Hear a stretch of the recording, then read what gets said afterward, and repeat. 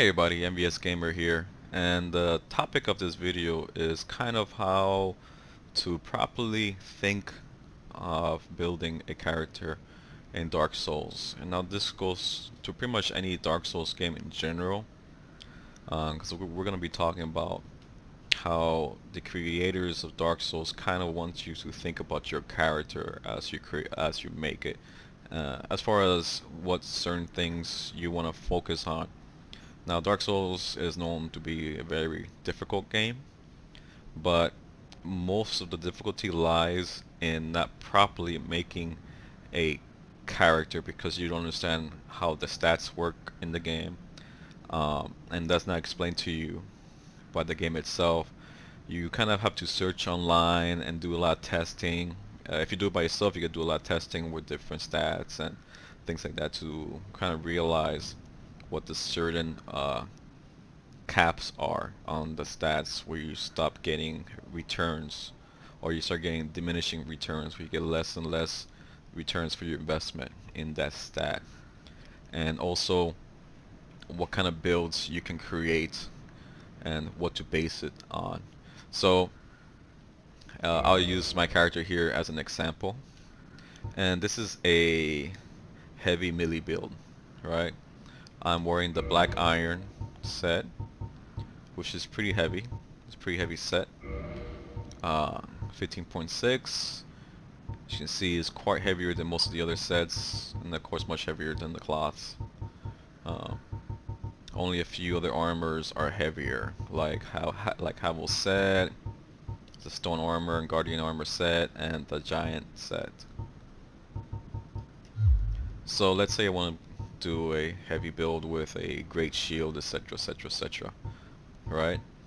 And in this case, because it's a heavy build, I want to hit real hard, so I'm going to use the Zweihander, which is also pretty heavy. That's a 10. I can actually also use the Dragon Greatsword as well. You can see my equipload goes up to 81. Now I don't have sufficient strength. I can go past it. But let's say I equip this Dragon Greatsword. Now look how heavy my dodge is. I can still dodge around because I invested so much in endurance, and that increases my equip load, but it's at 81 out of 160, right? Now in this game it doesn't give you the percentage, but if you multiply 80 by 2, you get 160. So this is actually 162, and because my max is 160, that's more than 50%. So I roll like this heavier. But let's say I want to still use this and keep my iron armor and my great shield. Well, whatever you equip on the offhands, on the off slots that you're not currently using, also adds to your weight. So let's say my bow, let me unequip that and look at my equip load. It goes down to 80. Now it's exactly 160, which is 50%. 160.2 is my max, so now I can quickly roll. So as you can see, 50% is a point where your dodge changes. If you get past 50%, you have a fat roll, I think is what they call it, and it's very slow and you can't jump as fast or move as fast, right? But look how quickly I can move. All I did was unequip my bow to reduce my overall equipment load. Now if I want to use my bow anytime, I can just go here, go down, find my bow, etc, blah blah blah blah, equip it, and then boom, I can use it, and then I go back and quickly unequip it, and then my equipment load goes down. So you can kind of hot swap real quickly between, so I don't have to have it on all the time, and that will allow me to use this Dragon Greatsword as my main weapon, right? So let's go back to this Zweihander, and I passed it way up here, right? And I forget about the bow for now.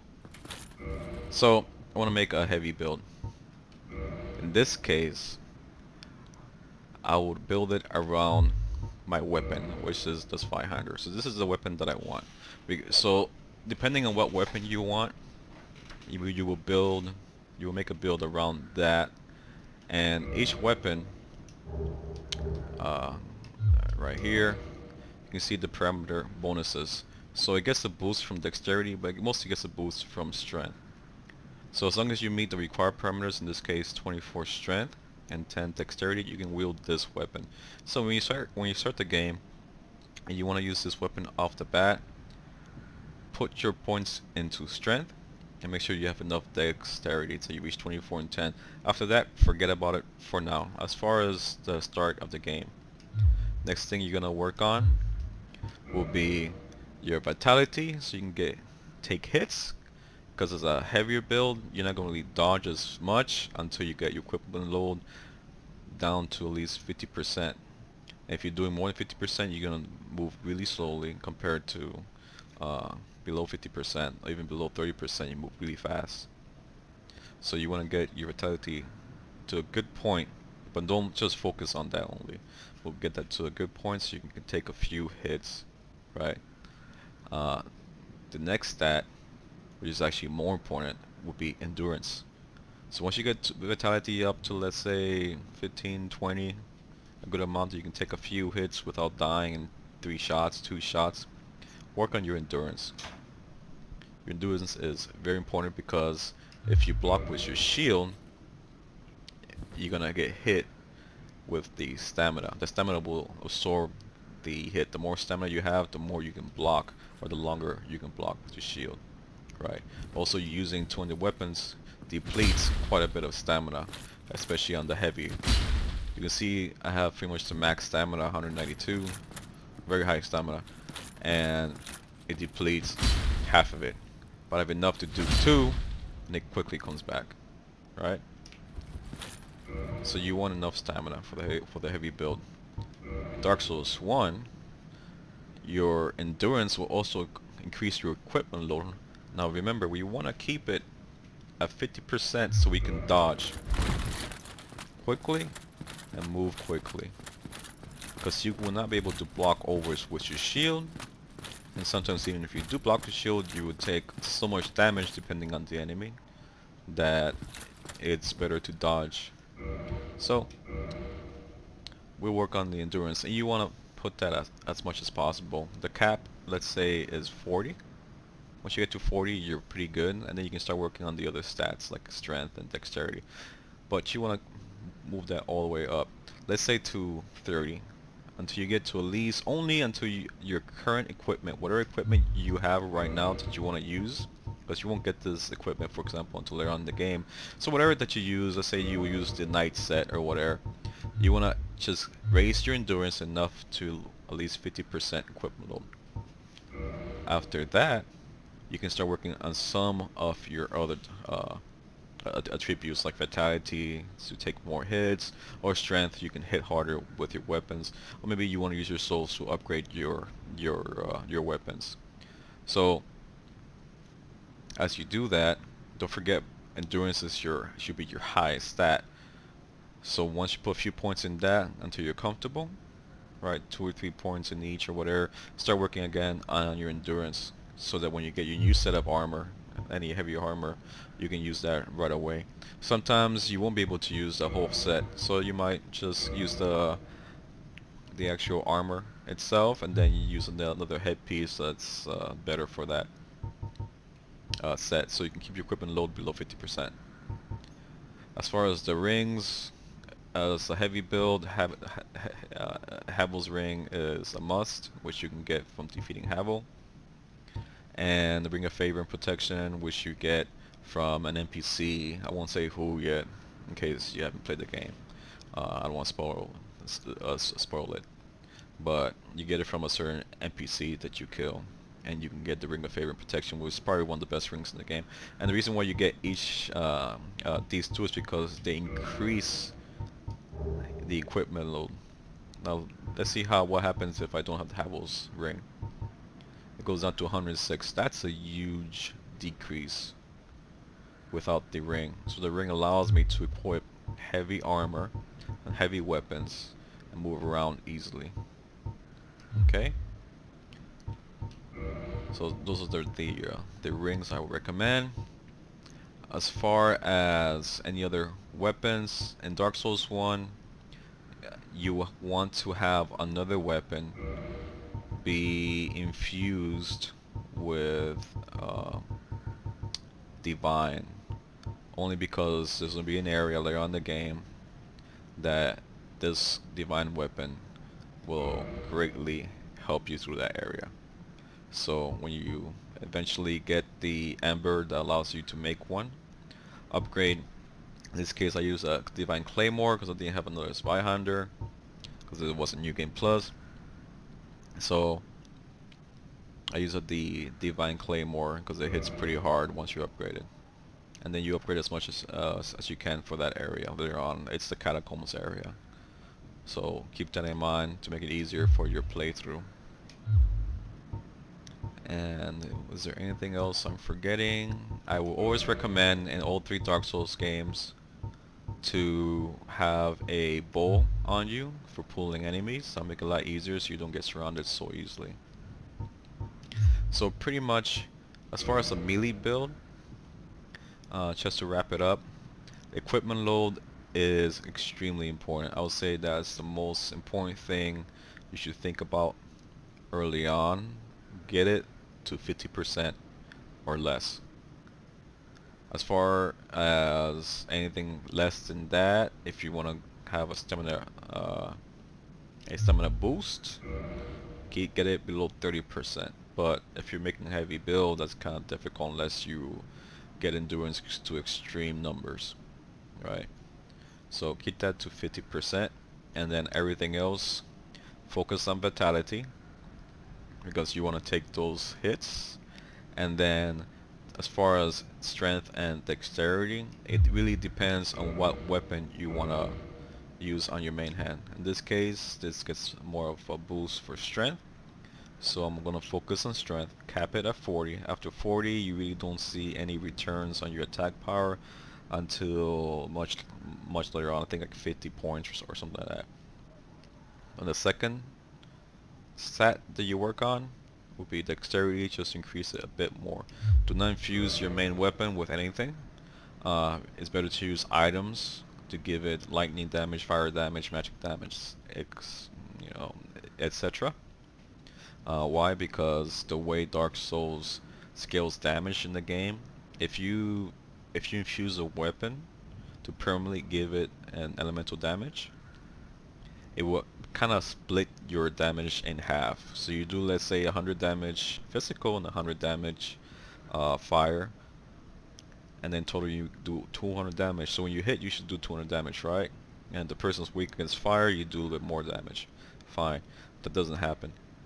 The thing is, a lot of enemies have different resistances. So if you hit an enemy that has resistance to fire, let's say a 10% resistance to fire, then you will do, part of the numbers not exact, but you will do 100 physical damage, and then you will do 90 fire damage. So in total you do 190 damage. If you did not infuse your weapon, you would do 200 damage. So you actually do more damage by not infusing it. Instead, you can use items to give your weapon certain elemental properties depending on the boss that you're fighting, to do more damage to that boss. So keep that in mind. So my main hand is usually never infused with anything because the way how Dark Souls uh, does damage when it comes to infusing weapons with elemental damage. That's what I mean. Uh, Pyromancy Flame, it's really useful mostly for some magical damage you can do with some bosses. It's a little bit of range you can do, but really the best spell here, let me take a look where it's at, for a heavy melee build will probably be this one down here, Power Within, which you get in Blighttown, if I remember correctly. And what it does is that you start losing HP, but thankfully we have a lot of HP. We can take a lot of hits because we have a lot of armor, and Dark Souls 1 works great with armor. And you do a lot of damage with this. So for short strength endurance boost, you start losing HP gradually, but you can run down a boss really quickly with this. Of course, just be very careful if you use it. That's it. It's a one-time use. Use sparingly, and it will last a long time. It says a short time, but it will last pretty long time, enough to kill you, even if you beat the boss. So make sure that you have some flasks available after you beat the boss, just in case, because it will kill you. It doesn't just stop when you reach 1 HP. It will kill you. Okay, and I think that's pretty much everything there's to talk about. As far as the build itself, okay, now understand the way Dark Souls is, this build won't work. It worked for me almost throughout the whole game, but there are certain times with this build it may not work for you. In that case, that's why you have other weapons like the Divine Claymore that you can use in certain parts of the game. That's why you have your bow for certain enemies and bosses that you want to be ranged and do some range damage. You see mostly for the regular enemies, but that's why you want a bow. It's just for those certain situations where it won't work. And sometimes your armor, you might want more magical resistance and stuff like that for some enemies, etc.